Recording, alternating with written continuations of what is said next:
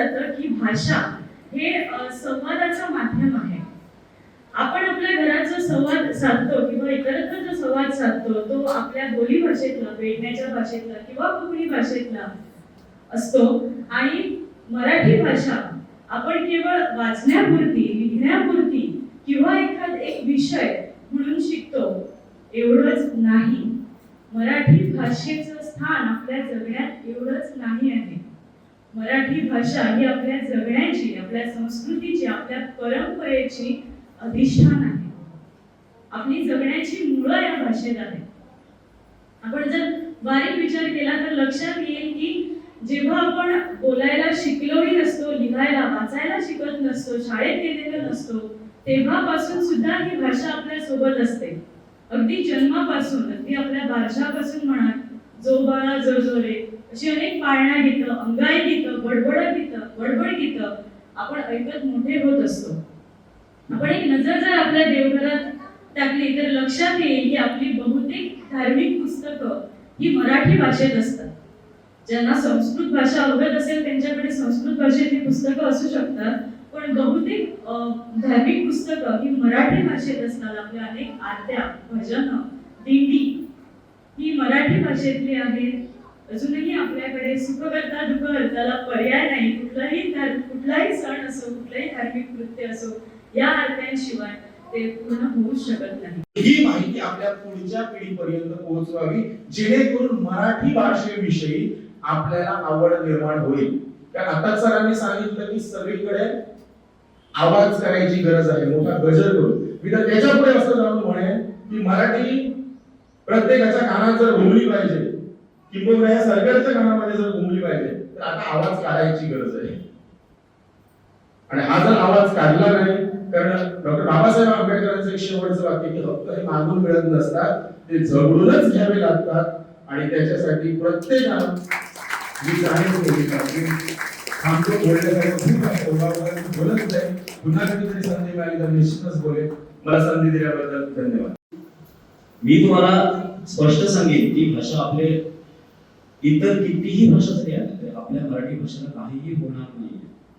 पण आम्हीच आमची भाषा, आम्ही स्वतःहून वेगवेगळे शब्दांचा वापर करून जर आम्ही आपल्या भाषेचा जर कुठेतरी 1% जर आम्ही त्यातनं जर बघू तर आम्हीच कुठेतरी कमी पडतो. हे आपल्याला खरं लक्षात घेणं गरजेचं आहे. आताची जी मी तुम्हाला सगळ्यांना आवर्जून सांगेन, नुकतं एक नाटक गाजतंय, संगीत देवभोळी. खरं तर सगळ्यांनी एकदा बघा ते नाटक. 2 वेळा गोव्यात येऊन गेला, हाऊसफुल शो झाले. तुकाराम महाराजांच्या आणि रुक्मिणी यांची ती कथा आहे. 2 भक्त, एक युवती ते नाटक करतात आणि कुठलीही पात्र नाही, पूर्णतः संगीत नाटक आहे. आपण ज्यावेळी ते नाटक संपतं ना, मला वाटतं काही जणांनी ते रील्स बघितले असतील त्याचे बॅकस्टेजचे, अक्षरशः लोक येऊन तिथे रडतात. ही पूर्णतः मराठीची ताकद आहे, किंबहुना आपल्या संगीताची ती ताकद आहे. इतकंच म्हणून फक्त लाभले आम्हास भाग्य बोलतो मराठी, ऐकतो मराठी, इतकं म्हणून आम्हाला आता चालणार नाहीये. खरं तर आदरणीय मेलीकर सरांनी सगळ्यांना आव्हान केलेलं आहे. आपली राजभाषा जी आहे, आपली राजभाषा आम्हाला मिळवायला पाहिजे, आम्हाला मिळवता आली पाहिजे. इतर भाषा आपला कुठेतरी नेहमीच त्यांचं वेगवेगळी चर्चा असतात. आपल्या भाषेचे प्रचार करण्यासाठी इतर लोक आपापल्या परीने प्रयत्न करत असतात आणि गोव्यात किंबहुना पूर्णतः जगात आपल्याला ते दिसतं. आम्ही एक मराठी प्रेमी, मराठी नागरिक म्हणून खरं तर आता पुढे आलं पाहिजे. सरांसारख्या नेतृत्वाला आपण पाठिंबा दिला पाहिजे आणि ही पालखी जी आहे ती खरं तर आपल्याला पूर्णत्वास नेली पाहिजे. हे इतकंच सांगून मी 2 शब्द संपवतो. 1500च्या बोली आहे, भाषा नाही. भाषा जी होते ती कशी, ती शिकली का शिक्षणामध्ये पाहिजे. जे लोक जी भाषा शिकतात, जी वाचतात, जी लिहितात आणि त्यांची मुख्य म्हणजे संस्कृती ज्या भाषेत आहे ती त्यांची मातृभाषा. हे नीट सांगतो ते लक्षात ठेवा. आपण जरी कोकणी बोलत असतो, आपली भाषा मराठी आहे, आम्ही मराठी भाषिक आहोत. जर आपण मराठी शिकत असू, मराठी लिहित असू, मराठी वाचत असू, आणि आमची संस्कृती मराठी आहे म्हणून आमची भाषा मराठी. तेव्हा आपण सगळे मराठी भाषिक आहोत हे लक्षात ठेवा. आणि कोकणी कोणाची भाषा आम्ही नाकारत नाही. कोकणी भाषा आहे गोव्याची, पण ती कुणाची? जे कोकणी बोलतात, कोकणी लिहितात, कोकणी वाचतात आणि ज्यांची संस्कृती मराठी आहे ते कोकणी भाषा. तुमची मातृभाषा कोकणी आहे म्हणून. परंतु त्यांनाही मी प्रश्न विचारतो, जे आज कोकणी म्हणून समर्थन करतात, त्यांना म्हणतो तुम्ही कुठल्या भाषेत शिकला? कुठल्या भाषेत शिकले हे लोक? मराठीमध्ये शिकलेले आहेत. तुम्ही वाचता कोणती पुस्तकं? वाचता कोणती? त्यांना मराठीच पुस्तकं वाचावी लागतात. ज्ञान जर मिळवलं तर मराठीच वाचावं लागतं आणि मराठी वाचूनच मग कोकणी लिहितात. त्याचं भाषांतर करतील, त्याच्यावरून कल्पना घेतील. किंवा तुम्ही वाचताही मराठी, तुम्ही शिकता मराठी, तुम्ही वाचता मराठी. आणि आता त्या कोकणी वृत्तपत्र जे आहे त्याच्यात त्याचा खप नाही, हे खपत नाही म्हणून त्याच्यात ते लिहित नाही. कोकणी लेखक आता कुठे लिहितात? गोमंतक मध्ये लिहितात, लोकमत मध्ये लिहितात. त्यांना लिहावं लागतं किंवा तुम्ही लिहिताय मराठी. बरं, तुमची संस्कृती तरी काय वेगळी आहे हे विचारतो. देवनागरी कोकणीची वेगळी भाषा म्हणतात. मी त्यांना विचारतो तुमची संस्कृती काय आहे, वेगळी काय आहे? आमची भजनं गातात तीच तुम्ही गाता, आम्ही आरती गातो त्याच तुम्ही गाता, आम्ही जे करतो तेच तुम्ही करता. मग तुमची सुद्धा भाषा मराठीच आहे. तुम्ही जरी कोकणी बोलण्याचा तो भ्रम आहे. तुमचीही भाषा मराठीच आहे. तुमची आमची सर्वांची भाषा मराठी आहे. त्यामुळे याच्यापुढे युवा संमेलन घेणार आपण. ज्या ठिकाणी शक्य असतील तर किमान 500 युवकांचं एक संमेलन अशा पद्धतीने गोवावर संमेलन ऑगस्ट सप्टेंबर मध्ये व्हावीत असं आपण ठरवतो. मातृशक्ती, मराठी युवा शक्ती उभी करायची आहे. सगळ्या तरुणांनी घ्यायचं आहे. त्याच्यात आपल्या घरातल्या तरुण मंडळींना रस्त्यावर एकदा मराठीसाठी घेऊन या, बाहेर काढा त्यांना, असे हात आपण देणार आहोत. आणि मराठी युवा शक्तीचं प्रदर्शन आपल्याला या गोव्यासमोर करायचं आहे. त्याचप्रमाणे मराठी मातृशक्तीचं प्रदर्शनही करायचं आहे. ती ताकद उभी करायची आहे. या 2 महिन्यात आपण अशा प्रकारचे जोरदार प्रयत्न करतो. आणि त्यांच्या म्हणजे वक्त्यांचा अभ्यास वर्ग घेणार दरम्यानच्या काळात. म्हणजे माझ्यासारख्याला वृद्ध मंडळींना बोलावं लागतं कामा नाही. याच्यापुढे तरुणांचे मेळावे होतील आणि काय होते, त्याच्यात असंख्य तरुण कार्यकर्ते आहेत भाषण करणार. इथे मला अभिमान वाटला की यांना जर एखादा विषय जर दिला असता इथे म्हणण्यासाठी, आमच्यापेक्षा उत्तम पद्धतीने या तरुणांनी तो म्हणला असता. असे तरुण आपल्याला एकत्र आले पाहिजेत आणि त्याला प्रशिक्षित म्हणजे प्रशिक्षित नव्हे ते, पण साधारणपणे जे मुद्दे तो विषय म्हणून लक्षात घेतल्यानंतर लक्षात यायला पाहिजेत, फोकस केले गेले पाहिजेत ते मुद्दे, फक्त त्यांचा विचार विमर्श तिथे व्हावा एवढीच अपेक्षा. तर त्यामुळे हे सगळं होणार आहे. लक्षात ठेवा, हा साधा लढा नाही, ही आरपारची लढाई आहे. ही निर्णायक लढाई, याचा निर्णय होणारच आहे. महायुद्ध जे महाभारतात जे झालं त्याचा निर्णय श्रीकृष्ण ज्यांच्याजवळ आहे ती बाजू जिंकणार आहे. युद्धापूर्वीच ठरलेलं होतं.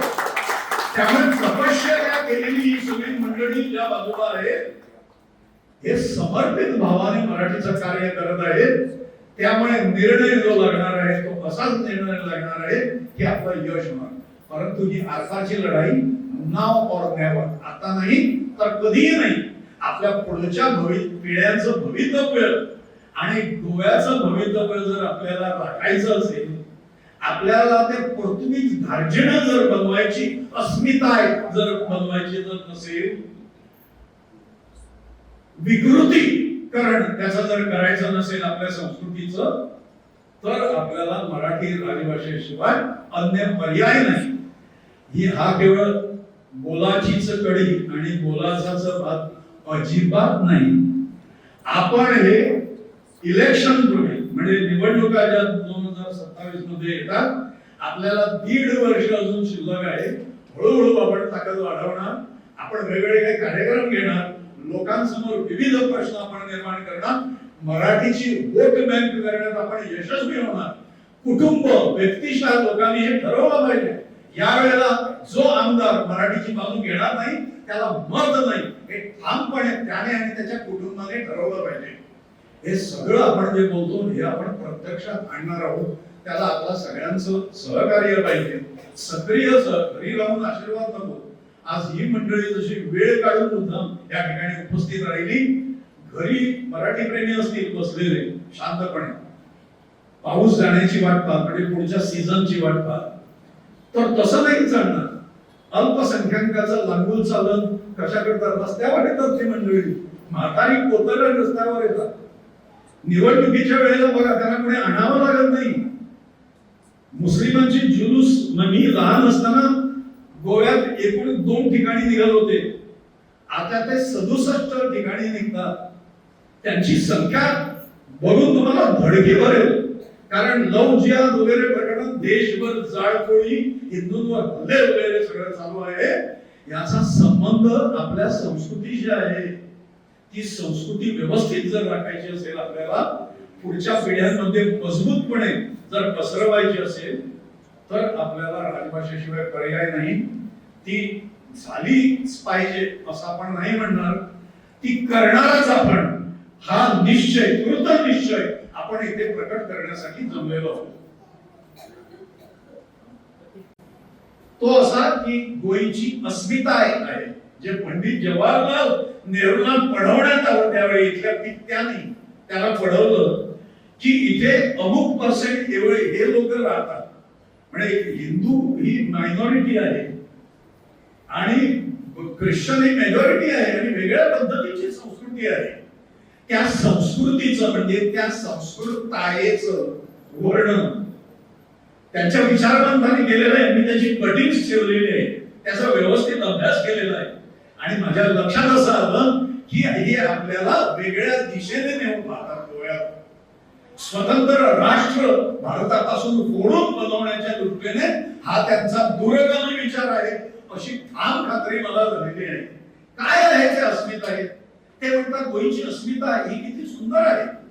ती अस्मिता जी आहे गोयची म्हणजे संस्कृती ती पोर्तुगीजांनी इथे 450 वर्ष राज्य केलं आणि त्यांच्या राजवटीत त्यांनी धर्मांतर केले आणि त्या धर्मांतरानंतर जी एक विलापाची विलोभनीय संस्कृती तयार झाली ती गोव्याची संस्कृती आहे.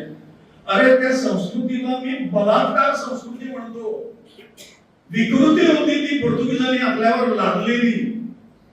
म्हणजे अनेक म्हणजे आपल्यातलेच बांधव त्यांनी बदलले. त्यांचे नुसते बदलले नाही, धर्म नाही बदलला.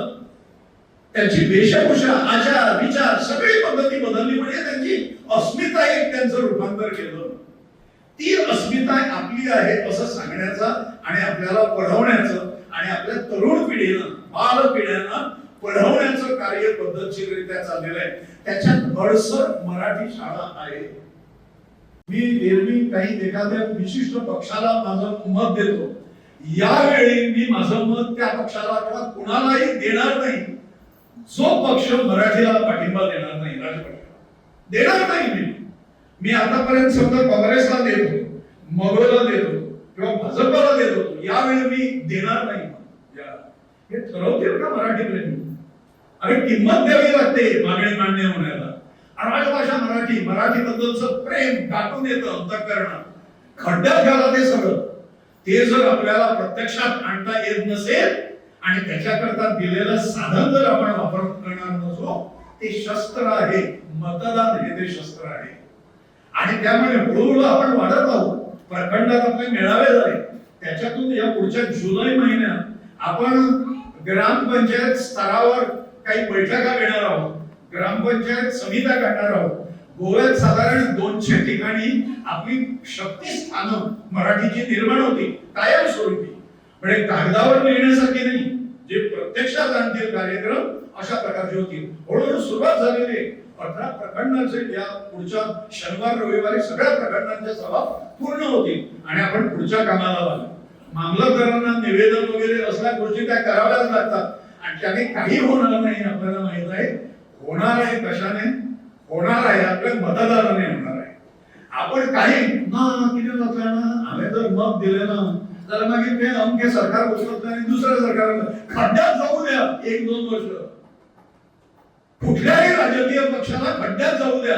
ज्याला मराठीचं हित पाहता येत नसेल, ज्याला गोव्याचं भवितव्य पाहता येत नसेल, ज्याला आपल्या पुढच्या पिढ्यांचं भवितव्य कळत नसेल, ते खड्ड्यात गेले तरी चालतील. एवढा निग्रह जर आपण दाखवला तर आपलं यश 100% आहे याची मला खात्री आहे. आणि हे आपण करणार आहोत, हे करूया आपण. आपण कुठल्याही पक्षाचा द्वेष नाही आपल्या ठिकाणी. आपण आपल्याला आटच नाही हा पक्ष की तो पक्ष असं नाही. ज्या पक्षाचा कॅन्डिडेट निवडून यायचा असेल त्याने मराठीच्या बाजूने उभं राहायला पाहिजे. निवडणुकीच्या अगोदर, निवडणुकीच्या नंतर नव्हे आणि निवडणुकीच्या जाहीरनाम्यानंतर नव्हेच. तो जाहीरनामा येणार त्यावेळेला आपण काहीही करू शकणार नाही. म्हणून मत जे निर्माण केलं पाहिजे आपण ते त्याच्या अगोदर निर्माण केलं पाहिजे. त्याने आपल्या व्यासपीठावर यावं आणि सांगावं मराठी राजभाषा करायला माझा पूर्ण पाठिंबा आहे. 40 आमदार जर असतील तर 40 पैकी 40 आमदार मराठी राजभाषा करण्याला संमती त्यांची आहे असं आपण गृहीत धरू. असं का होऊ नये? त्याच्यातले काही मतदारसंघ सोडा, पण मेजॉरिटीने जो पक्ष इथे निवडून येतो त्या पक्षाची सगळी मंडळी मराठी मतदानावर निवडून येतात. वेगळ्या अल्पसंख्याकाच्या मतदानावर निवडून येत नाही. आणि त्यामुळे वोट बँक निर्माण करणे आपला प्रश्न आहे. हा राजकीय मार्ग पद्धत नाही. परंतु एखाद्याने जर विविध पद्धतीने आपल्याशी अन्यायच करायचं ठरवलेलं असेल तर आपणही शठम प्रति शाठ्यम या न्यायाने आपण त्यांच्याकडे वागणार. आणि आपण रास्त मागणी करतो त्या मागणीला संमती दिली पाहिजे, पाठिंबा दिला पाहिजे. सरकारने दखल घेण्यास सुरुवात केलेली आहे आपली या नव्याने आपल्या सुरू झालेल्या चळवळीला. दुसऱ्याच दिवशी भारतीय जनता पार्टीच्या कोर कमिटीची मीटिंग झाली आणि त्याच्यात आढावा घेण्यात आला काय कसं काय आहे. आणि त्याच्यानंतर दामू नाईकांनी दुसऱ्या दिवशी स्टेटमेंट जो दिला तो स्टेटमेंट हा प्रश्न संपलेला आहे असं स्टेटमेंट दिलं. कोकणीत ज्याला भुजलं म्हणतात बरं तसं दामूनं भुजलं सरकारने. आणि मग बाकीच्यांनी सांगितलं असले मूर्खपणा करू नको म्हणून. आणि नंतर आपण पत्रक काढलं की मिटलेलं नाही तो शाश्वत आहे आणि तो सोडून घेणार आपण. आपल्या ताकदीच्या आधारावर भीक मागून नव्हे, आमचा मूलभूत हक्क म्हणून आम्ही हा सिद्ध करून घेणार आहोत. तुम्ही पळयतात गोंयकारपण, गोंयकारांचो गोंयकारा खातीर.